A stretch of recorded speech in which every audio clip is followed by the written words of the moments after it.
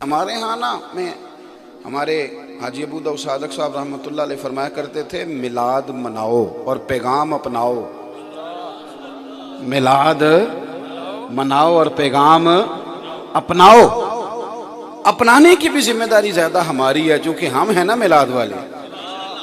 تو میری بات کو اچھی طرح سمجھے کہ جو علم کی روشنی اگر وہ ہماری سمجھ میں آ جائے. بڑا ظلم کرتے تھے لوگ بیویوں پہ. بیویوں کو آج تو خیر عورتوں کا معاملہ یہ ہے کہ وہ جس کو دو چار لفظ پڑھنے آتے ہیں وہ ٹی وی پہ بیٹھ کے کہہ دیتی ہے کہ میں نہیں مانتی کسی دکیا نیوز سوچ کو, میں تو بہت زیادہ لبرل ہوں اور میں خود سمجھتی ہوں حقوق کیا ہیں. باپ اگر کسی عورت سے نکاح کر لیتا تھا ماں کے بعد تو باپ مر جاتا تھا تو وہ جو اس کی بیویاں ہوتی تھیں وہ بھی ورثے میں آتی تھی, بچے قبضہ کر لیتے. عورت کو کوئی حق حاصل نہیں تھا, کسی قسم کا اس کو حق حاصل نہیں تھا. لیکن نبی پاک صلی اللہ علیہ وسلم نے جو عورت کی رعایت فرمائی ہے اور جو روشنی حضور نے خاتون کے تعلق سے ہمیں دی ہے, اگر آپ اس بات کو سمجھیں, میں بڑی بات کرنے لگا ہوں اگر آپ کی سمجھ میں آئی تو. میرے نبی پاک صلی اللہ علیہ وسلم نے فرمایا جس نے نکاح کر لیا اس نے اپنا ایمان محفوظ کر لیا. کو نہیں سمجھ آئی آپ کو میں نے کیا کہا؟ جس نے نکاح کر لیا اس نے اپنا ایمان محفوظ. آپ تشریف رکھیں جی, ماشاءاللہ, اللہ آپ کو جزائے خیر دے. جس نے نکاح کر لیا اس نے اپنا ایمان بڑی قیمتی چیز ہے نا, تو اس کے محفوظ ہونے کا ذریعہ کون بنی ہے؟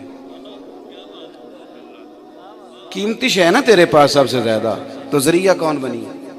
اتنا بڑا درجہ حضور نے عورت کو دیا, اور جو ہمیں روشنی دی سرکار نے اس تعلق سے اس کو سمجھیں. نبی پاک علیہ السلام نے فرمایا تم نے اس کو اس طرح ڈیل کرنا ہے جس طرح بچوں کو ڈیل کیا جاتا ہے.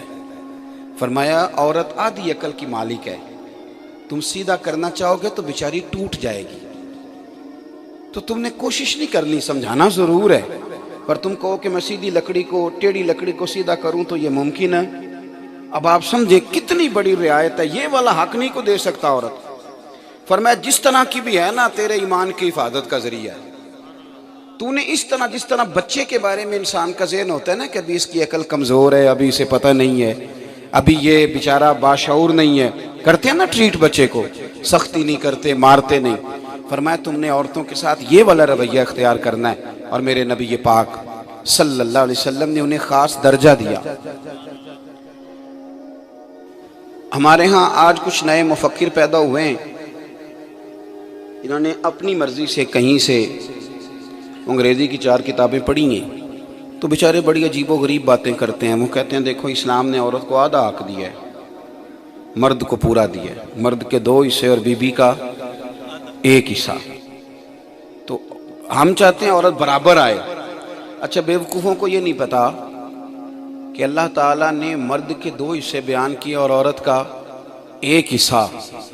لیکن نادانوں پوری بات بھی تو سمجھو نا, مرد کے 2 حصے اور عورت کا 1 حصہ بالکل ٹھیک ہے, ایسے ہی ہے, لیکن دین کی حکمت کو سمجھو. مرد کے 2 حصے عورت کا حصہ 1, اور ذمہ داریاں ساری مرد کی, بیوی کی ذمہ داری کوئی نہیں, اس کا خرچہ ہی کوئی نہیں, اس کی ڈیوٹی کوئی نہیں. اس کو 2 حصے دے کے کہا کہ بیٹیاں بھی تو نہیں بیانی ہیں, بیٹوں کی پرورش بھی تو نہیں کرنی ہے, ماں باپ پہ خرچہ بھی. آپ بتاؤ اسلام نے بیوی کی ذمہ داری کیا لگائی ہے؟ بولیں او خدا کے بندو, بیوی کو جو 1 حق دیا ہے وہ بھی سارا پرافٹ ہی پرافٹ ہے, وہ نفع ہی نفع ہے, اس لیے کہ اس کے ذمہ خرچہ. تو عجیب لوگ ہیں, عجیب و غریب داستان سرائی کرتے ہیں. تو جو علم کی روشنی رسول کائنات نے ہمیں دی, حضور نے جو ہمیں سکھایا. دیکھو ماں باپ کے بارے میں نبی پاک صلی اللہ علیہ وسلم نے فرمایا کہ یہ تیری جنت اور دوزخ ہیں. ختم کر دی بات. وما جنتک و نارک, یہ لفظ ہیں حدیث, یہ تیری جنت ہیں اور یہ تیری, ختم کر دی بات. کوئی بڑی بات کرنے کی ضرورت نہیں. اب جنت اور دوزخ کی اینک لگا کے جو بندہ ماں باپ کی نوکری کرے وہ زندگی بھر نافرمان نہیں ہو سکتا. جو یہ والی اینک لگا, نبی پاک صلی اللہ علیہ وسلم نے خوبصورت کر کے علم کی روشنی اور دانائی کے ساتھ اور حکمت کے ساتھ. آج ہمارے ہاں نا علم دینے والے لوگوں کی شدت کے ساتھ کمی ہو رہی ہے, اور جہالت جہالت جہالت کا ڈھنڈورا پیٹنے والے بڑے عروج پہ. میں بھی جنازہ پڑھانے کھڑا ہوتا ہوں تو میں کہتا ہوں جناب دیکھو لوگوں کو نماز جنازہ کی دعا ہی نہیں آتی، لوگ جنازے کی، تو اب تو میں ڈرتا ہوں، میں کہتا ہوں اگر میری مسجد کے کسی نمازی نے پوچھ لیا کہ مولانا آپ نے کس دن ہمیں کہا تھا وہ یاد کراؤں، یاد ایک دن بھی نہیں کرائی، تنقید روز کرتے ہو۔ میری بات کی سمجھ آ رہی ہے؟ یہ آج جو بچہ نا گاؤں سے اٹھ کے بیچارہ محنت کر کے ایم اے بی ایڈ کر لیتا ہے نا، پھر وہ ضروری سمجھتا ہے باقی سارے پیڑ نو جاہل آکھنا، پھر وہ سمجھتا ہے یہ علم کی علامت ہے دوسروں کو جاہل کہنا، یہ علامت، حالانکہ جاہل کسی کو کہہ کے تو یہ تو جان چھڑانے والی بات ہے۔ لوگوں کو جاہل کہہ دیا آپ نے، جان چھڑا لی، بھی وہ جاہل ہے، میں پڑھا لکھا ہوں، چھٹی ہو گئی۔ جاہل کہہ کے جان چھڑانا آسان ہے، پر جاہلوں کو علم دے دینا یہ میرے مدینے والے محبوب کی شان ہے۔ بدوؤں کو علم دینا، دیہاتیوں کو عالم بنانا اور علم کا شوق پیدا کرنا، یہ رسول کائنات کا کمال ہے۔